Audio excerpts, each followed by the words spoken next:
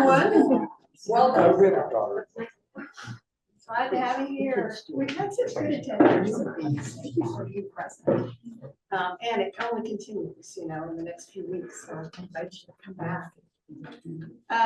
So today I'm presenting on two themes that are paralleling my own sabbatical experiences.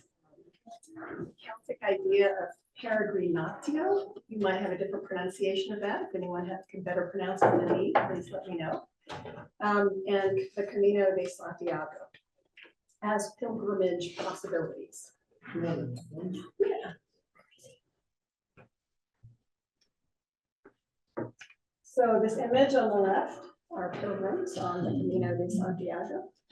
And then, of course, the Celtic cross. I don't know if that's from Iona, but no. Okay. So, It looks familiar. yeah. It could be familiar just right by the school, but not with that fence behind it. Right. It's kind of like Rocky Mountain National. This one does? Come on.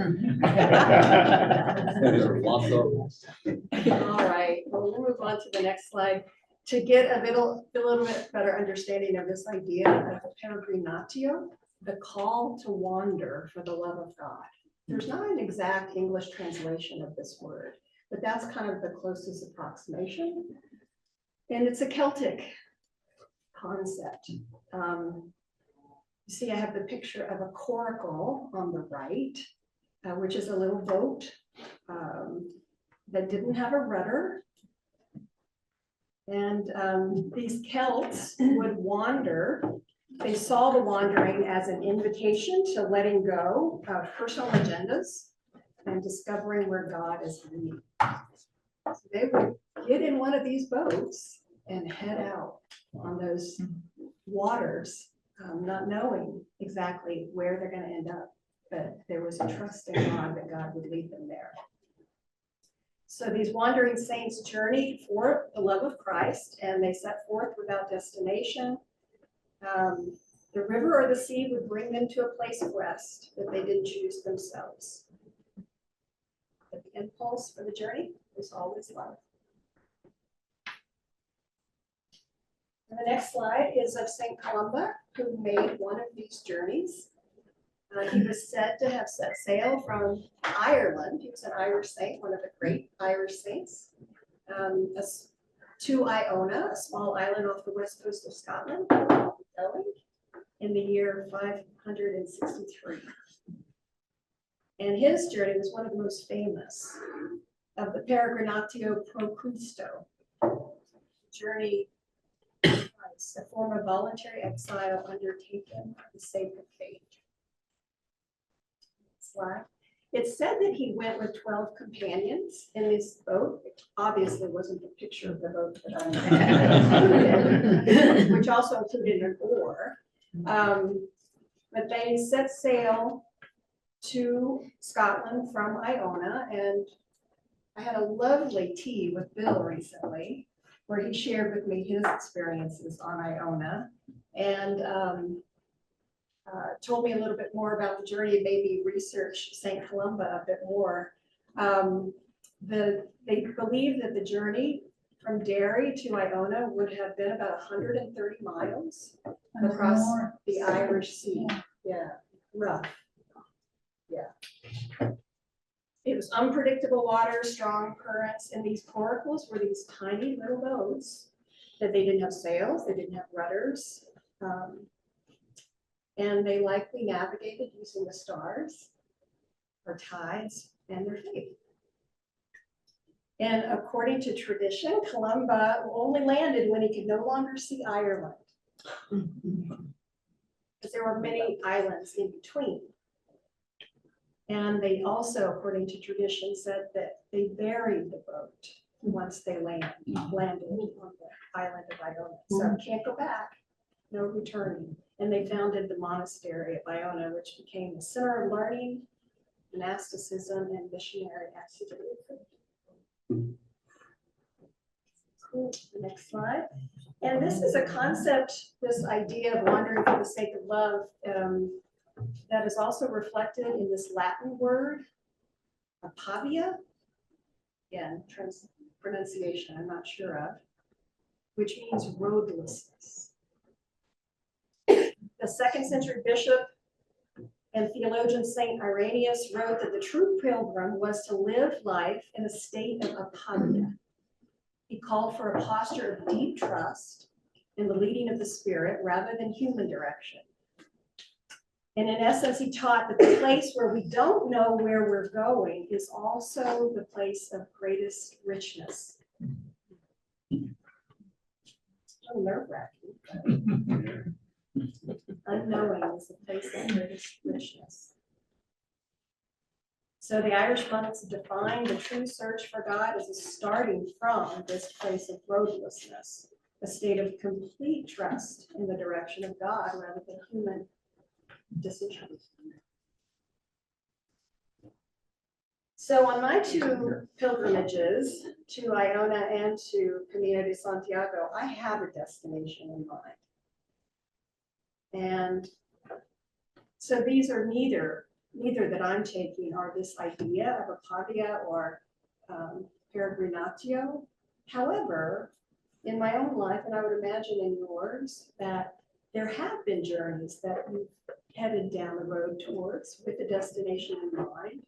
And at times there's been a turn of some sort, whether it be to an accident or illness, an unexpected outcome, being laid off, fired, what have you, in which all of a sudden you are on a peregrinatio. So the question to ponder is, can you talk about what it has meant to surrender in that process, if that has happened to you, to surrender to God in the midst of the unknown, and why surrender is such an important part of the journey?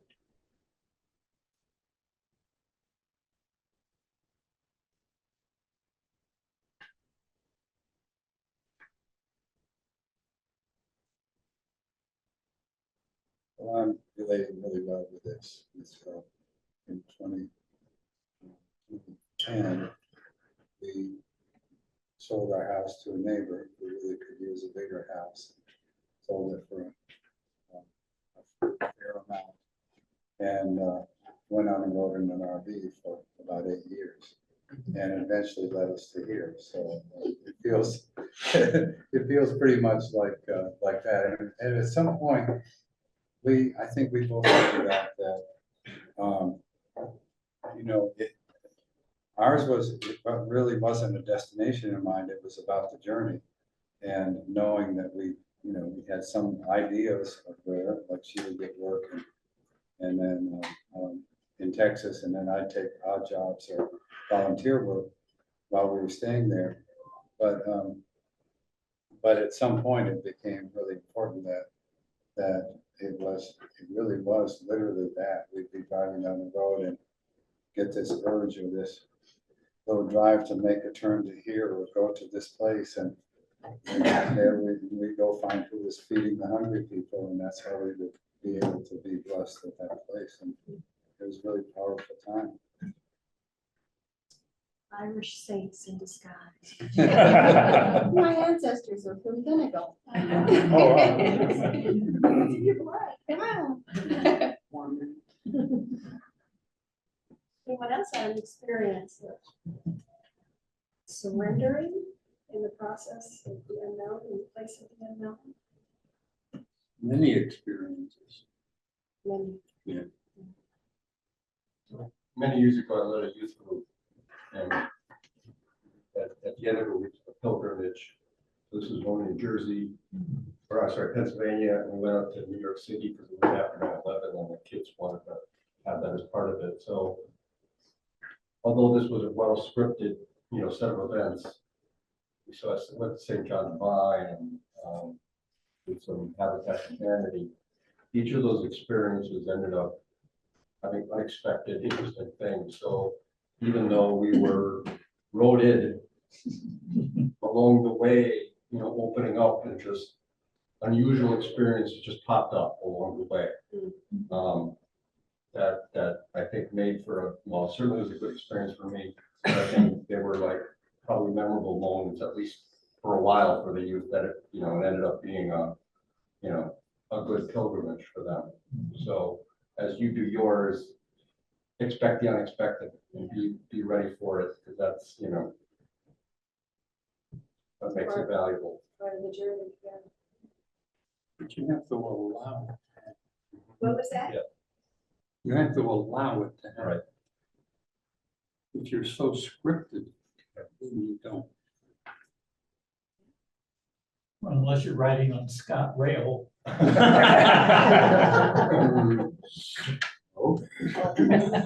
a bunch of teenagers, I think you need.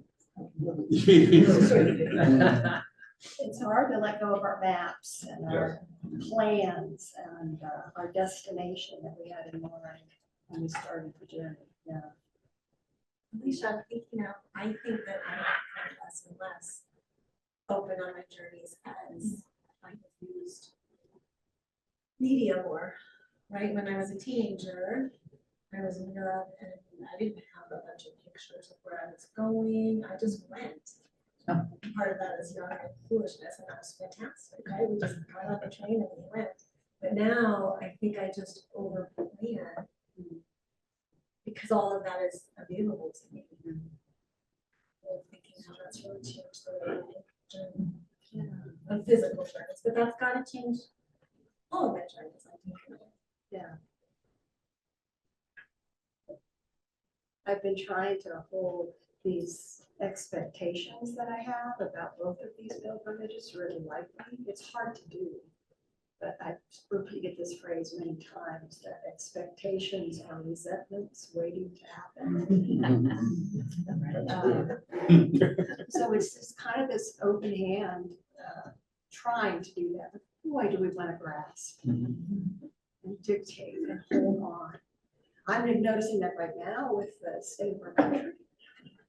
I want it to be the way it was.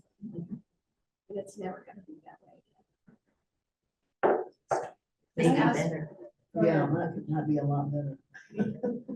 I have a funny story getting to Iona. Sure.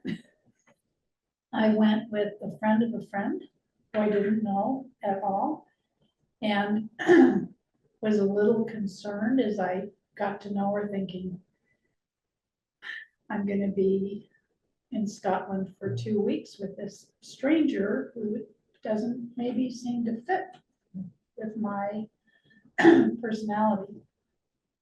So we got on the train. To get to Iona, you need to get on the train in Edinburgh or Glasgow, get off in Oban, get on a ferry to Craignar, get on a bus in Craignar, which is a single track, go across the Isle of Mull on the single track in a bus to another ferry.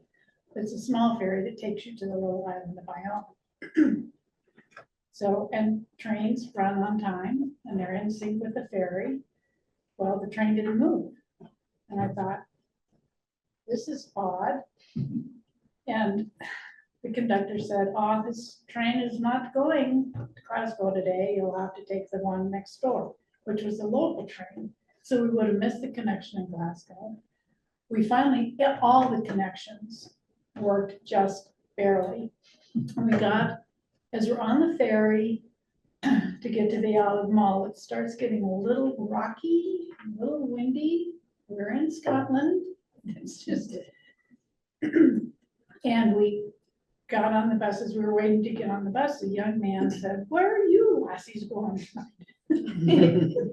And I said, well, we're going to Iona. And he said, oh, not tonight. You won't be getting to Iona. And we were chatting with him, and his name is Andrew. And I said, well, you know, Andrew, if we don't get there, may we stay with you? Oh, my pleasure, my pleasure.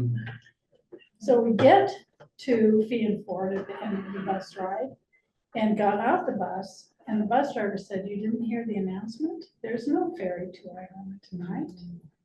It's just too rocky. So I turned around and looked at Andrew, who turned just the color of Amy's shirt. And I said, well, Andrew? And he said, oh, yes, a promise is a promise, but I have to tell you, I'm a bachelor. And I live in a shithole. But I'll go get the Hoover. Get the Hoover.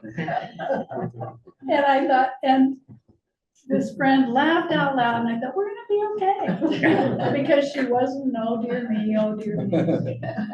We did find the last room in the B&B, so we didn't stay with Andrew. Didn't have to get his Hoover out. But it's changing expectation, not only of the journey, but my companion, that I just thought, oh, this is just gonna be okay. That'd be a great mantra. Well, I'll get the Hoover. That would be, yeah. There's a change of plan. Yeah. Especially like the Scottish road.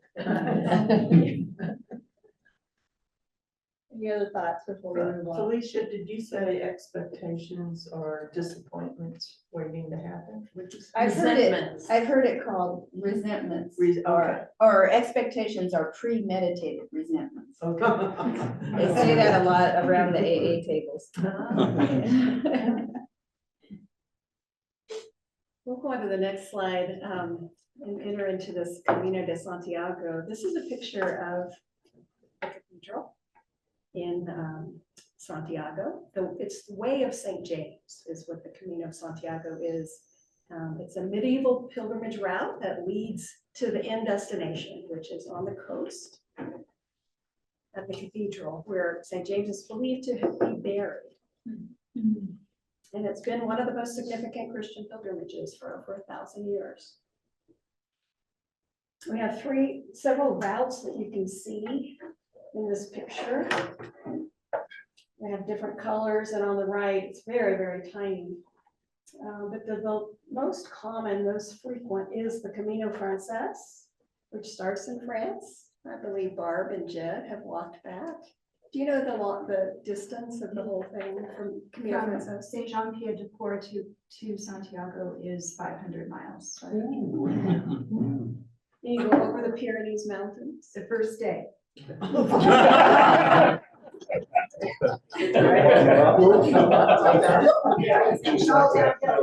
you get to the next So that's this route, of course, here, right here, and all the way to Santiago. And I'll be taking the Camino Portuguese, starting Lisbon and walking up the Camino.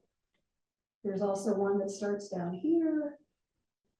Camino Norte goes along the coast all the way to Santiago. So different paths to get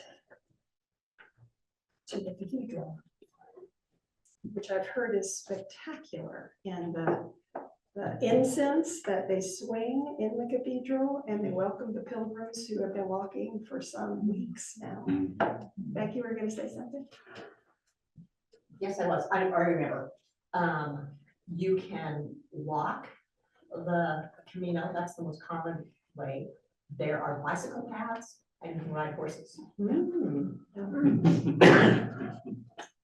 Ernesto, on one of the days where he just said, I can't make the rest of this journey, got a horse and rode it for the rest of the day. Wow. Yeah. And you can see that incense thing on YouTube. There are videos of it. It's pretty spectacular. It's huge. It is absolutely huge. The Bota Fumero, and I mean, it's gigantic. The incense bowl, is that what you mean? Yeah. Yeah, I've seen pictures of it. Yeah. We were lucky and it was swinging the day we were there. Yeah. Yeah. Yeah. How long is your route? About 150 miles. That's fine. And you have seen the way, yeah. Yes, and we just saw a most recent movie. Do you remember the name of it, Barb? The Way, My Way. The Way, My Way. The Way, Come My Way. Yeah, a new movie about the Camino that came out. I think it was an Australian filmmaker who walked the Camino. And there's going to be a sequel to The Way. Coming out soon too. So next slide is just a little bit more information about St. James. He was believed to have preached in Spain before returning to Jerusalem, where he was martyred about 44 AD. And according to legend, his followers brought his remains by boat to Galatia, burying them at the cathedral. Well, it wasn't a cathedral at the time. In the 9th century, a hermit discovered the tomb and, guided by a mysterious light, identified this as the place. And then King Alfonso recognized the site, becoming the first recorded pilgrim, and commissioned a small chapel there. So that was in the 9th century. And then the Camino had to decline due to a lot of reasons. There was the Protestant Reformation. There was a lot of political instability, the Napoleon invasions of the 19th century, and Spain's secularization. And by the 20th century, the Camino was nearly forgotten, with just a few hundred pilgrims making the journey each year. Then it had a revival. In the 1980s, the Spanish government and the Catholic Church revived the Camino. It was declared the UNESCO, is that how you say that? UNESCO World Heritage Site and a European cultural route. And now it rivals the pilgrimages to Rome and to Jerusalem as being in the top 3 pilgrimages for Christians to make. And now over 300,000 walk it every year. And that, just to note, that picture is Ernesto, his shadow. He got his camera working, I guess. Wow. So next is this idea, and both the concepts that I'm trying to introduce today are just a little on the edge. They're a little sometimes challenging. You know, this idea of peregrinatio, to go out without a destination, to trust in God. And the root word of pilgrim is peregrini, which means strange or stranger. So a pilgrim is someone who leaves home to travel through a territory that is by definition not home. And so that wider meaning is alien, foreigner, or stranger.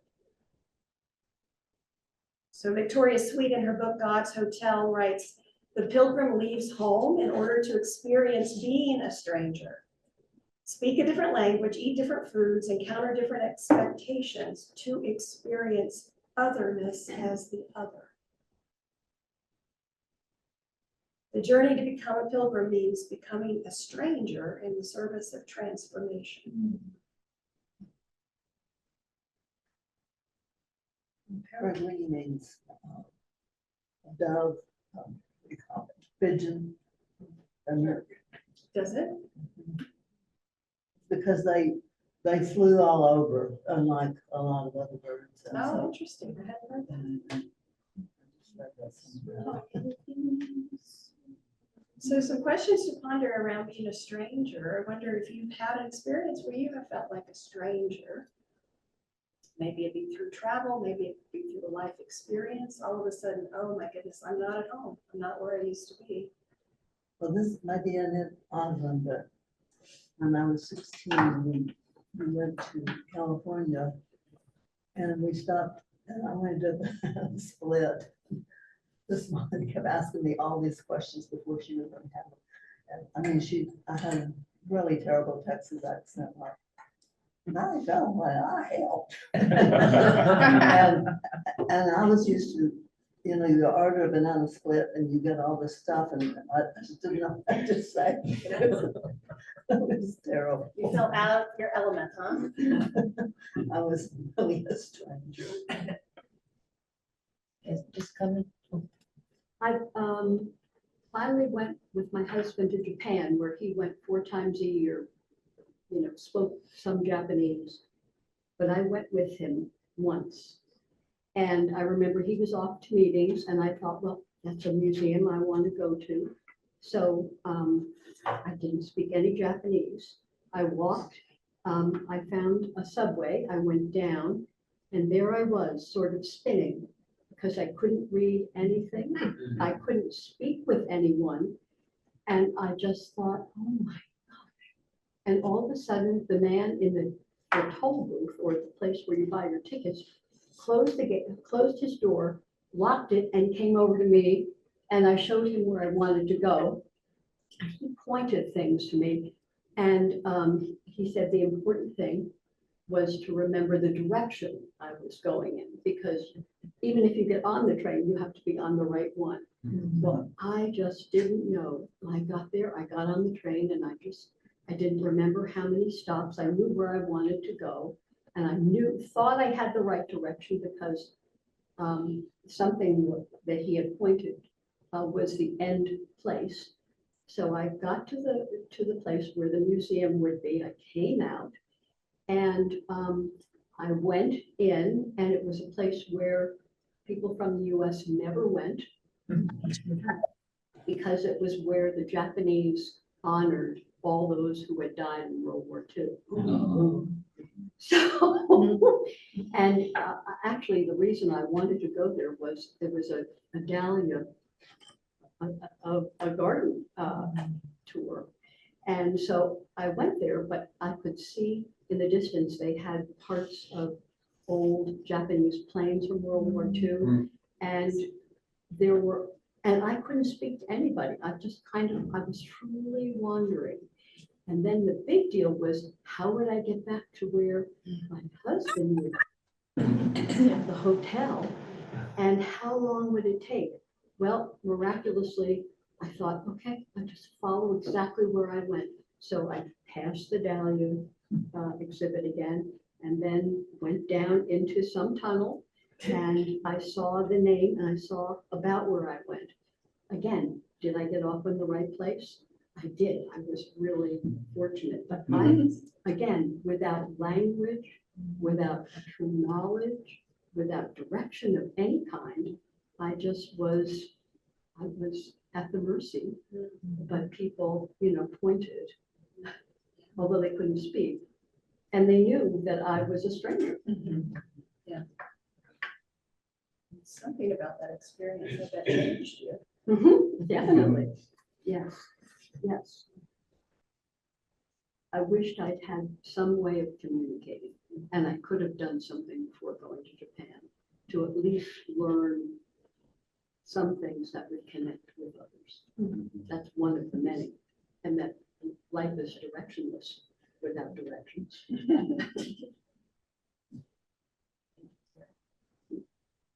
Anyone else have an experience?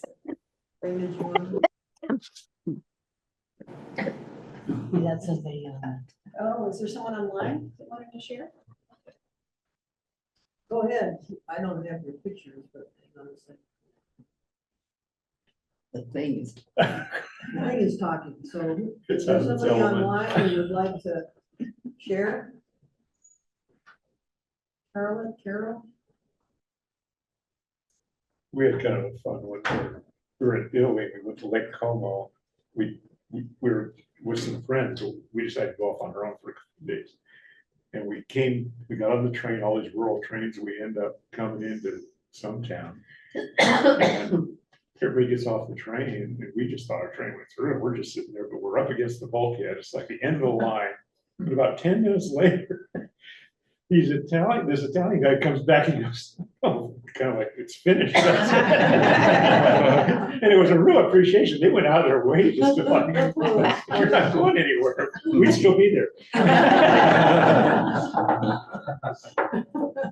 I feel like this coming to this church matter Oh, as a yeah. pilgrimage, because we didn't have It the is. language, we didn't know where we were going, we didn't know the people or culture or anything, and we were kind of like, we're strangers in a strange land. Worked out. We've had Jen Barbizar, Episcopal Whisperers. That's great. Yeah. We're glad you did. Like it. So when I was not quite 16, I had the opportunity to go over to Turkey for 3 months with my parents. It was my dad's first sabbatical.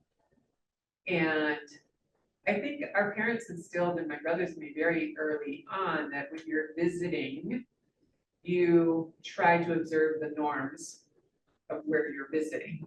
And my dad was a New York City boy who married a northwestern Indiana, not quite farmer's daughter. So, you know, we had little town experience and we had big town experience, and then mom and dad and I go to Turkey. And we first land in Istanbul, and like none of our training carried.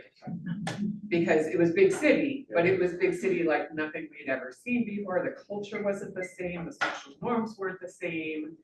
And I would say for the first like 3 weeks we were there, we were just desperately trying to figure out like how to be polite, or what, you know, it's just like how to even make your way in the world. And it was a very formative experience for me as a 15-year-old. And of course, I didn't stick out in a Turkish crowd at all. I was already white, blue eyes, you know, pretty much at that point blonde hair. So, in that culture, I don't know if it's changed very much over the last 50-ish years. But the role of women was something that I had never experienced before. And so trying to figure out how to be polite, but also take care of myself was a very interesting lesson or series of lessons. And there were times when it was overwhelming and I like just did not want to be there because it was too foreign. It's changed completely.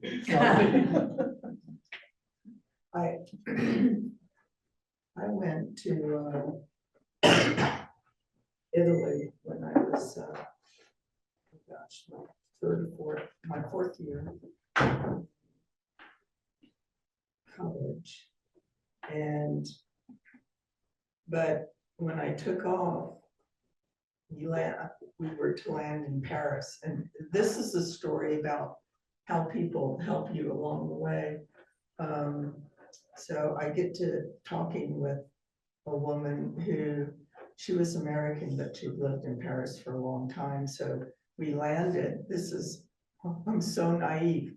It's nighttime. I had no place to stay. I had made no arrangements. And she offered to share her room with me, her hotel room. And so here I am in Paris, never traveled internationally before. And I don't speak the language, and it's kind of, you know, a little bit terrifying. Get up and have breakfast, and then I have to get to an airport to go from Paris to Rome, which is where my program was going to start. They had a bomb scare on the plane. And so when we landed in Rome, we were on the runway. And as it turns out, I'm sitting next to the rector of the, it was a Naval Academy. And we had gone to high school with twin brothers, and one of them had been tragically killed in a car accident before he graduated from the Naval Academy, and that guy remembered. Anyway, he's like, oh, don't worry, there's bomb scares all the time.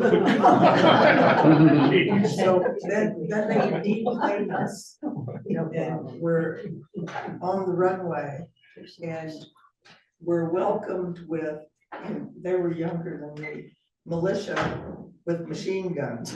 Yeah. And you deplane, and then they take you into the terminal. And then I had to find a way to get, this is so naive and trusting, to get to the meeting place in Rome with my professor and other students.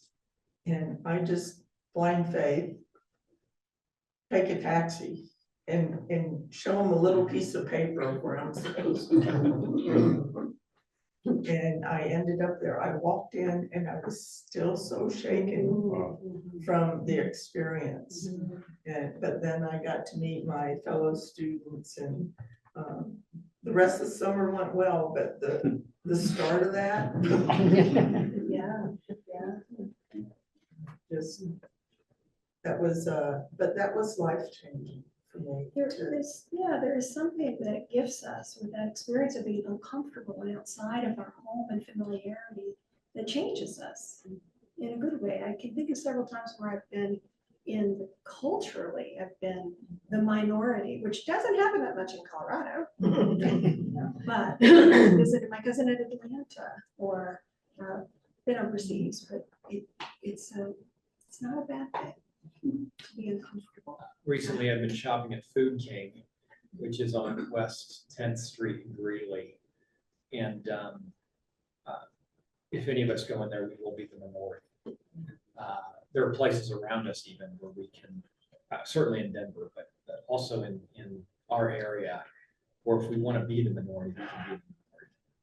And it's in this environment, people look at me and I wonder if they think I'm out to do them harm, because I am so different in that setting. But I'm still going to go there, and the limes are better. The limes are this big and 19 cents, and 5 of those at King Soopers would be $5 or something ridiculous. So, Great example. I've lived in several different countries and I've traveled. So I've been the stranger a lot, but I've never felt as much a stranger as when I've been in the hospital, not for work, but when I'm in the hospital bed. And I try to remember that in my work all the time, because when we're in the hospital bed, we aren't dressed, everyone around us is dressed. They speak a language that we do not speak.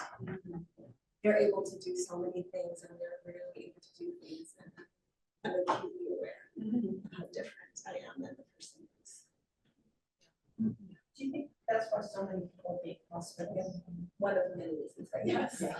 Yeah, but it's really challenging. There's some work in chaplaincy that we work on often patients are in a liminal space. They don't belong where they came from, and they're probably going back.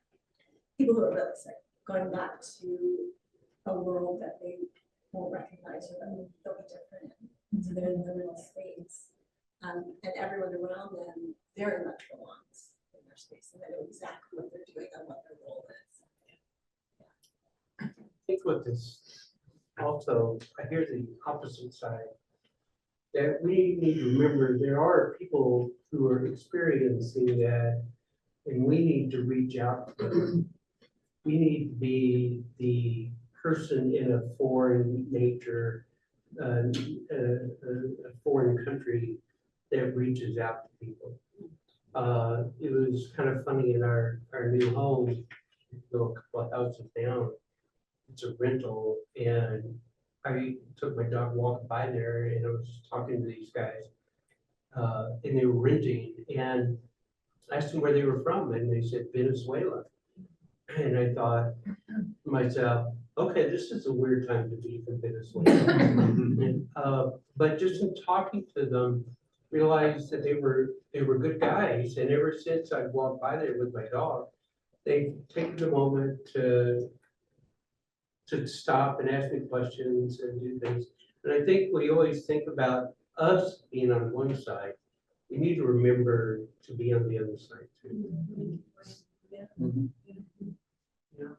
I was gonna mention that the reward is just that, what we're talking about, is that the more, when you do that once, then you're a little bit better able the next time to remember something like, write down the hotel name and have it in your pocket so somebody can guide you home again. Or little things, you learn little things. And so one of the rewards is the comfort in doing it the next time, and maybe even craving the next adventure like that, where you just find out. And faith is a big part of that. You learn more about your faith, because if you're walking in faith, you know that, you're looking around for ways that God's going to show you the next turn to take, and then you see it, and you take the turn, and then you know where you are. So I like that. What about being a stranger is rewarding is up there too. Yeah. I was thinking along the same lines as Dwayne. I've been in a number of places and situations where I've been a stranger, but everyone I'm thinking of right now, everyone there's been somebody there that welcomed me, took me by my hand and guided me. And I think we're called to be that person also. I thought you were gonna talk about the barbecue place in southern Colorado, or where that, there's some couple that came walking in, and all the seats were taken, and we said, that, you know, we had 2 seats open at our table, which is not something you normally do in America, you do it in Europe all the time, you know. But we invited them over, and we just had a wonderful conversation. Always want, yeah, when I go to restaurants and have those community tables. Mhm. Okay. Let's go for it. You know? And it's amazing the conversations that arise. Joe, you were raising your hand a bit. I was thinking of listening to people in strange places with strange languages. Coming here at 80 was the most foreign experience I've ever had in my entire life. I'm from New York. I didn't know why people talk the way they talk. I still remember Kathleen, we're going to Cheyenne, and I would a little way along in the car. I said, it's so hot, and I forgot my water. She said, I'm so sorry. I just looked at her, you're so sorry for what? And why are the buildings so low? Why are they all the same color? Everybody says you can tell west is by the mountains. Where the mountains now, I don't see any around me. I mean, really, really strange. Yeah. And I'm comfortable in all across Western Europe and South America. I speak a few languages, so it was not a problem. And here, oh my God, it took me 2 years to feel like I could be rooted at all. Thank you for that reminder for all of us. Coming here was part of it too. What are they doing with that 1982 hymn?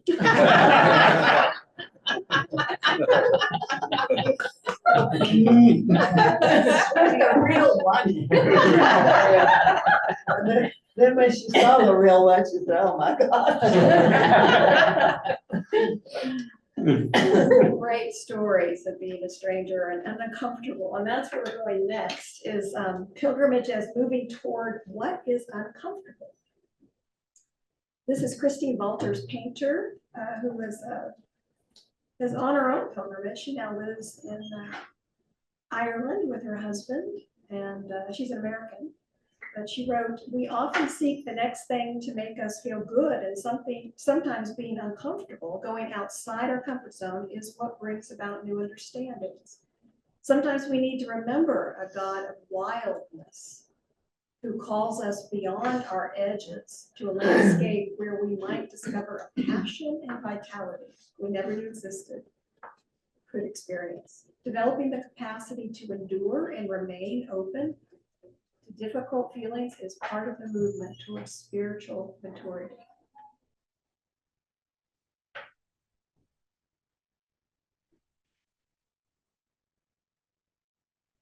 The next slide is losing control as a pilgrimage experience. Many of you have heard me quote Barbara Brown Taylor. This is one of hers. Going on pilgrimage means releasing our tight hold on our maps and certain directions. It means we must wander across the harsh landscape, being willing to be changed by it. Mm-hmm.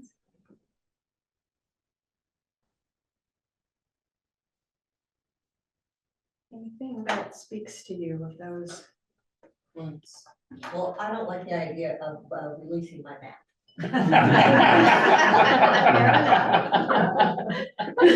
Spread wise. This is from a travel. Most of us don't like the idea of losing control. And, you know, our story right now is fairly unique in that Dwayne had a bicycle accident and suffered a traumatic brain injury. I have a autoimmune disease, and I have a sister-in-law who I love to talk to. Well, she has a certain amount of freedom, and her quote there's 2 quotes that I really like. One of them is, control is an illusion. And what I equate that to is God's in control, I'm not. So I don't get to play God. And there's a couple who had a special needs daughter who tragically died about the age of 22. At the same time, we have a special needs grandson who is both autistic and epileptic. And a real challenge to our oldest son and daughter-in-law, and they handle it with so much grace. But that couple told me something that hold life loosely. Don't grip your hands and try to control it, because you're not in control.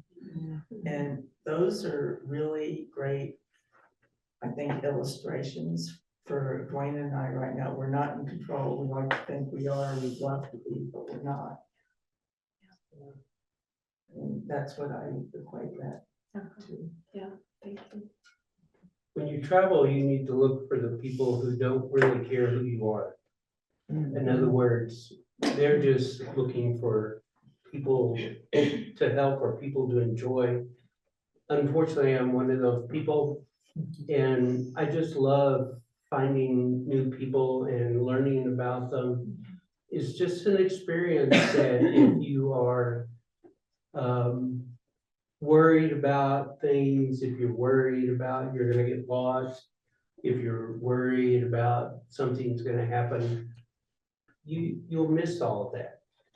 Just look for people and enjoy the creation that God gave us. That open hand again. Okay, and I'm an extrovert, but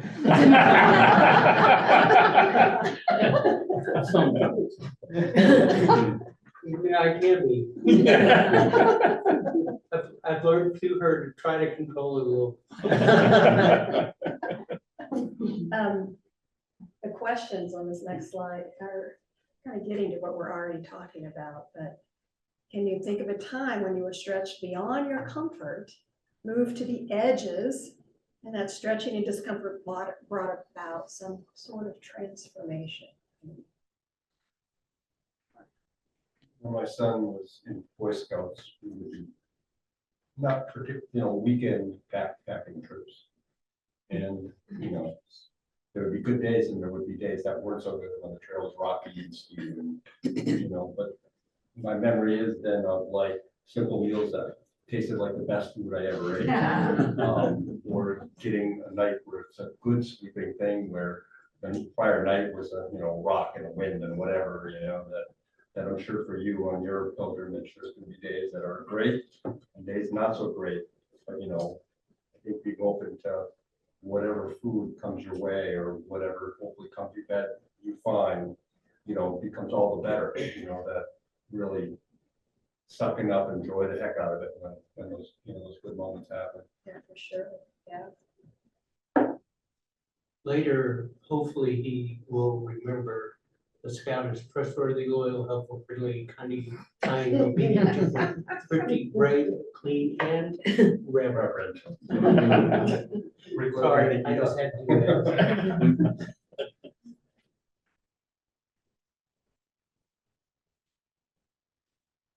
How does being uncomfortable or edge walking change us?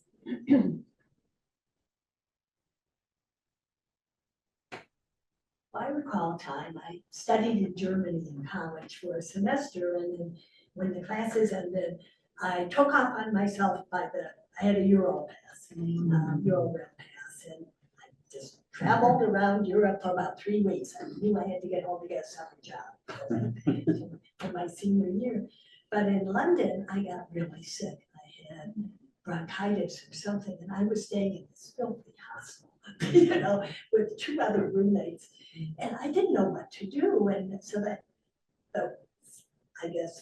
keeper of the hostel directed me to an NHS clinic. And I discovered national medicine. It was so great for like 4, well, not euros, what did they, pounds. That I had antibiotic and a rescue inhaler. And I got well at this, filthy hostel, but it was, I learned a lot about relying on strangers and trying something, so that was kind of scary. Yeah, and also, I mean, plugging into that connectivity that we all have with one another. Yeah. You're on the other side of the world and here are these So strangers my helping. roommates, who I didn't know, anywhere, kept saying, well, we thought you were gonna die, you were only.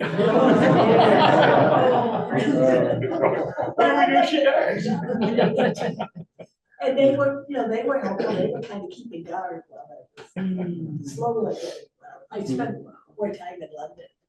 Yeah. I think it makes the wide paths, makes you appreciate the wide paths. It makes you appreciate home as well. I think we sometimes appreciate home. When we've been traveling, we appreciate our home a little more.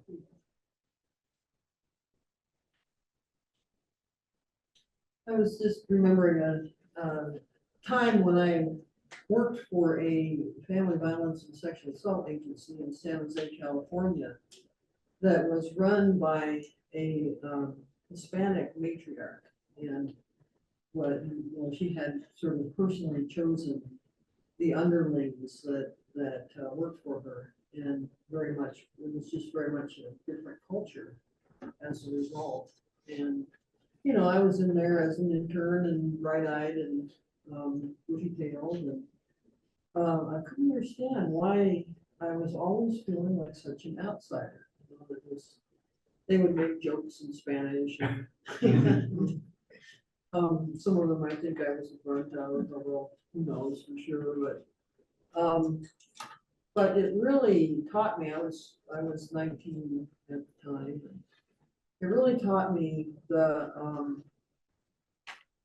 the value not only of being part of a different kind of culture, but also what my culture had done to the minorities around me. That her domain, her little kingdom was apart from the surrounding very white, very Anglo culture, and so she had a little bit of control within her realm, but set against what else was going on, it was really, it just really taught me about that, I guess, that what people do to make it work for themselves and for their people. So, yeah, lots of fun and funny experiences as part of that too.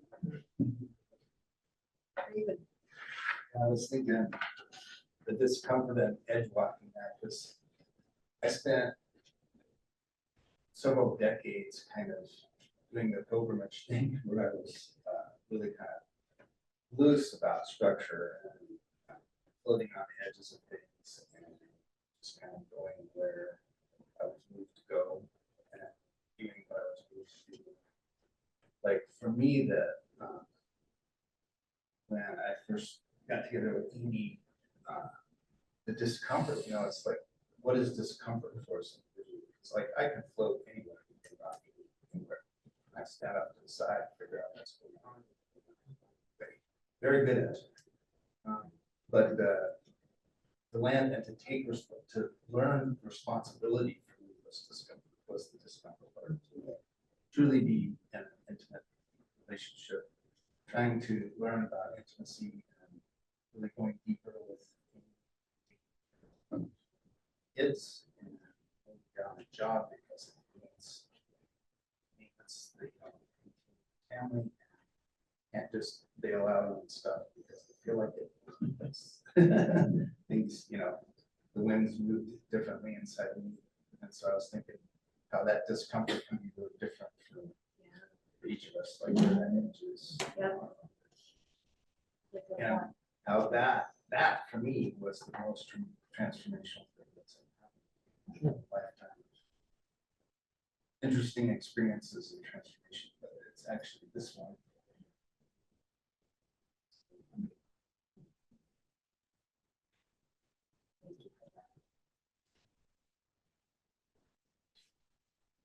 Sarah? I think for me, I still don't like the fact that this is the way it is in my life, but those times of discomfort are my times of transformation and change and growth.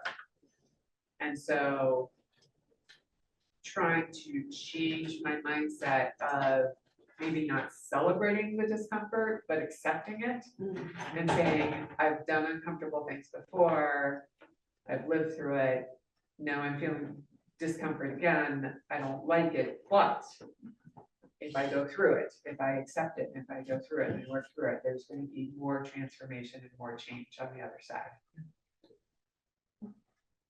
Yeah, and only you can say that to yourself when you're in the midst of that. Someone else tries to apply and push that on you. Yeah, being with what is. Yeah. Any other final stories before I close this with a prayer? Edge walking or discomfort. Just different elements of pilgrimage, you know, strangeness, being uncomfortable, edge walking. Well, two things. The previous question was, when have you felt like a stranger? And so it was past tense, and I'm realizing as we're talking that I'm to choose to be a stranger in this time of aging, body changes, retirement, and what the hell is going on, is going to be a helpful thing for me to think of this as a pilgrimage, and to know that the times I've been uncomfortable have built my capacity to bear it, and my trust that it's going to be okay. So thank you all. This has been really, really helpful for me. Thank you. Thanks. The last prayer, excuse me, is a prayer inspired by Saint Brendan of Montfort, but who is also known as Brendan the Navigator. So his prayer for strangeness and discomfort: help me to journey beyond the familiar and into the unknown. Give me the faith to leave old ways and break fresh ground with you. Christ of the mysteries, I trust you to be stronger than each storm within me. I will trust in the darkness and know that my times, even now, are in your hand. Tune my spirit to the music of heaven and make my obedience count for you. Amen. Thank you all. Thank you. Continue on this pilgrimage together.